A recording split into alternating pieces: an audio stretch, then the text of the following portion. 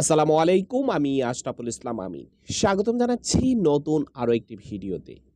আওয়ামী লীগ সরকার পতনের পরপরই দলের যেই নেতাকর্মীরা রয়েছে, এমপি মন্ত্রীরা রয়েছে, শেখ হাসিনা সহকারে সকলে কিন্তু একটা দৌড়ের উপরে রয়েছে।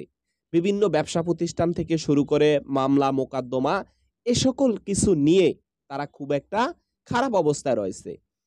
কিন্তু তার মধ্যেও দেখেন যে আওয়ামী লীগ সরকারের একজন মনোনীত ২২তম রাষ্ট্রপতি শাহাবুদ্দিন চুপ্পু সে এখনো রাষ্ট্রের বিভিন্ন সুযোগ সুবিধা নিয়ে সেখানে বসে আছে। তবে এই সুযোগ সুবিধা হয়তোবা আর বেশি দিনের জন্য না। এবার ডাক আসছে তাকে অপসারণের জন্য।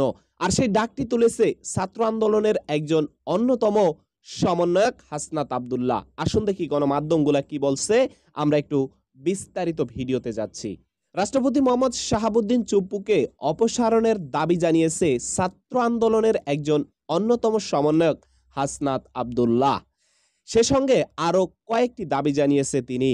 আজ বৃহস্পতিবার ৩ অক্টোবর ফেসবুক ভেরিফাইড আইডি থেকে এই পোস্ট দেন তিনি। এছাড়াও তার আরো ৪টি দাবি ছিল।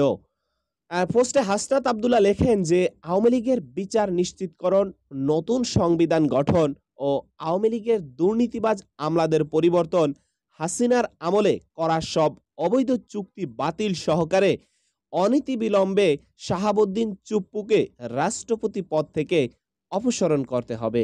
সম্মানিত দর্শক ভাইরা, বুঝতেই পারতেছেন যে এখন হাসনাত আব্দুল্লাহর কি দাবি। তবে আমার মনে হচ্ছে যে যখন এই সমন্বয়করা ভিন্ন কিছু কথাবার্তা বলে বা ভিন্ন কিছু পোস্ট দেয়, এটার পিছনে কিন্তু কোনো না কোনো কারণ অবশ্য থাকে।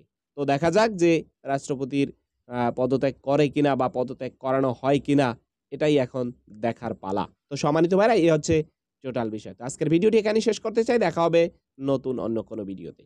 সবাই ভালো থাকবেন। আসসালামু আলাইকুম ওয়া রাহমাতুল্লাহি ওয়া বারাকাতুহু।